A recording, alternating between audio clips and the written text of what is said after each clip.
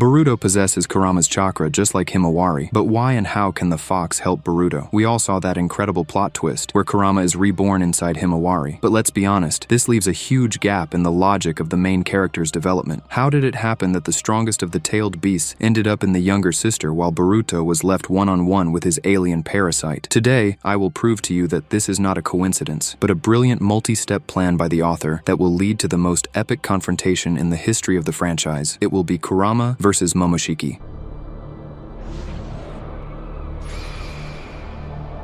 Let's start with the fundamental basis of the lore. We need to clearly understand how chakra inheritance works in the shinobi world. Naruto was the Jin'chuuriki of the Nine Tails for his entire conscious life. His own chakra circulation system merged for years with the incredibly dense and aggressive chakra of the fox. When Naruto and Hinata conceived children, this mutated, Biju-altered genetic material was passed down by inheritance. Those famous whisker marks on Boruto and Himawari's cheeks are not just a design choice to make them look like their father. In canon, this is a direct biological mark, physical proof that a fraction of Kurama's energy is woven into their DNA, and the recent chapters of the manga confirm this directly. When Kurama spoke to Himawari, he clearly said that he was drawn to her after his death precisely because a part of his chakra was already flowing within her, like attracts like. The fox was looking for a safe vessel with a familiar signature and found it. But here we run into the main mystery. If Kurama was drawn to Himawari because of that genetic spark, then why did he ignore Boruto, who has that same spark as well? And this is where, guys, the real analysis begins. Pay close attention to how the reborn Kurama looks inside Himawari. He is tiny. Many fans in the community immediately wrote this off as a regeneration process. Like the beast died, lost all its mass, and is now slowly rebuilding its chakra from zero. It sounds logical, but what if the truth is much deeper? Remember the Fourth Great Ninja War? That's where we saw two Kuramas. Remember how Minato split the Nine Tails into Yin and Yang because the full power of the fox was too great for an infant. Tailed beasts are not creatures of flesh and blood. They are clusters of pure sentient energy. They can be divided into parts, and each part will have its own consciousness. What I'm getting at is that Kurama's current miniature size inside Himawari is a direct hint that we are only seeing one half of him. So where is the other half? That's right, it is hidden inside Boruto. So why is this second half still dormant and not contacting its host? The answer lies in the terrifying nature of karma. By the time Kurama died, Boruto had already stopped being 100% human. The cells of Momoshiki Otsutsuki were actively rewriting his DNA, turning the boy into a perfect alien vessel. Karma is not just a cursed mark, it is a backup of the soul and body of a higher being. Momoshiki is an aggressive parasite that mercilessly suppresses any foreign spiritual activity inside his host. Boruto's genome has changed, his physical body has begun to belong to an Otsutsuki, but chakra in the lore of this universe is a connection that exists beyond simple biology. The spark of the Nine Tails is still there. It is woven into Boruto's very soul. It's just that right now, the fox's consciousness is in a deep sleep, suppressed by the overwhelming pressure of Momoshiki's presence. Kurama is an ancient and incredibly wise being. It is entirely possible that his part inside Boruto is deliberately not revealing itself in order not to be destroyed by divine energy before it gathers enough strength. And if you think I'm just forcing this theory, let's remember the main trump card behind it. Masashi Kishimoto is a genius of foreshadowing, and he never draws concept art for no reason. Many years ago, at the dawn of the new generation, Kishimoto personally drew an illustration showing the peak forms of the new Team 7. In that image, we saw Mitsuki in his full sage mode, we saw Sarada with an awakened Mangekyou, and we saw Boruto surrounded by Kurama's golden chakra cloak. For a long time, we thought this was just the author's imagination, or an early draft that was abandoned, but let's look at the current canon. Mitsuki has already shown his true mode with snakes of natural energy. Sarada awakened her Mangekyou in the manga, and you know what's most interesting? The pattern of her eyes exactly matches that same old Kishimoto sketch. 2 out of the 3 elements from that illustration have already become undeniable canon. That means the third element, Boruto's golden cloak, is only a matter of time. The author gave us a spoiler for the ending of the story many years ago. Now let's go over the logical counter-arguments. Many will ask, how can any tailed beast suppress or restrain an Otsutsuki? After all, Momoshiki is a god, while the Biju are just masses of energy from the 10 tails, which the Otsutsuki use like a pet to grow the divine tree. How can Kurama challenge a being of that level? But guys, the lore suggests a different balance of power. The 10 tails is the divine tree, a life form that absorbs the energy of entire planets. Kurama, being the largest and most powerful part of that tree on Earth, represents represents the quintessence of planetary energy mixed with human spiritual awareness thanks to the Sage of Six Paths. The fox's energy is incredibly dense, toxic to an unprepared vessel, and possesses immense willpower. If the spark of Kurama inside Boruto begins to ignite, it could become the very mental anchor that prevents Momoshiki from completely erasing the boy's personality. Think about it. Momoshiki's soul is trying to take control of Boruto's inner world, but suddenly it collides with a barrier of endless, boiling red chakra. Kurama could become Boruto's inner guardian, burning away the influence of karma every time the alien tries to take control. Also, we should not forget that the fox can alter the genes of its host, just like karma can. Remember all the Jin'chuuriki transformations, where their bodies changed at the genetic level. But let's go even further, and imagine an alternative version of how events could unfold. Let's assume that the process of transforming into an Otsutsuki has gone so far that Boruto's own genes responsible for his connection to the fox have been completely erased or blocked. Does that mean our hero will never obtain the power of the Nine Tails? Not at all, and that's exactly why the story has so skillfully brought Himawari to the forefront. She is now the perfect, pure vessel for Kurama. Remember the peak of the Fourth Great Ninja War. Remember how Naruto, standing on the battlefield, cloaked every soldier of the Alliance in the fox's chakra, granting them immense power and healing. Himawari can do the same for her brother. Now imagine this epic final scene. Momoshiki finally breaks through Boruto's mental defenses, and the process of taking over his body is close to 100%. Boruto is losing himself, his consciousness sinking into darkness, and at that critical moment, Himawari appears before him. She doesn't try to attack the Otsutsuki physically, because she understands the difference in their levels. Instead, she simply touches her brother's chest and transfers a concentrated flow of Kurama's chakra to him, just like their father once did. This familiar, blazing energy bursts into Boruto's chakra network. For Momoshiki, it is a foreign poison that disrupts the resonance of the karma, but for Boruto, it is a lifeline. The fox's chakra instantly activates those dormant, sleeping fragments within Boruto himself, triggering a chain reaction. Golden flames erupt outward, suppressing the blue patterns of karma. Boruto opens his eyes, and we see how the cold, arrogant gaze of an Otsutsuki is replaced by the fierce yet warm gaze of a human, supported by the strength of his family. This isn't just a theory, guys. It's a perfect narrative solution. It brings the story full circle. Boruto, who at the beginning of his journey tried to reject the heavy legacy of his father, ultimately survives because of that very legacy. The power of Naruto, passed down through generations, the bond between brother and sister, becomes the key that defeats the cold and soulless parasitism of the Otsutsuki clan. Naruto once saved Kurama from being consumed by his own hatred, and now it is his turn to save Naruto's son from being consumed by a god. This will be the most powerful emotional and philosophical moment in the entire manga, proving that human bonds and the will of fire will always surpass any alien genetics. Boruto agreed to give his body to Momoshiki if he helps defeat the Ten Tails, but he definitely won't let the Otsutsuki fully take over. He clearly has his own plan. So far, the authors haven't revealed much, but the anime has already shown the Jogan, which could play a major role. But I still want an explanation about Kurama. Where is his chakra within Boruto if it manifested in Himawari? After all, even Kinkaku and Ginkaku were able to obtain it. The son of a Jin'chuuriki, who inherited his father's genes infused with Kurama's chakra, should definitely possess at least a part of the Nine Tails power. Let's see how the story with the tailed beasts develops. The Shinju clones should also be connected in some way to Kurama or the other Biju. I'm waiting for your thoughts in the comments, guys, because this plot twist is already just around the corner.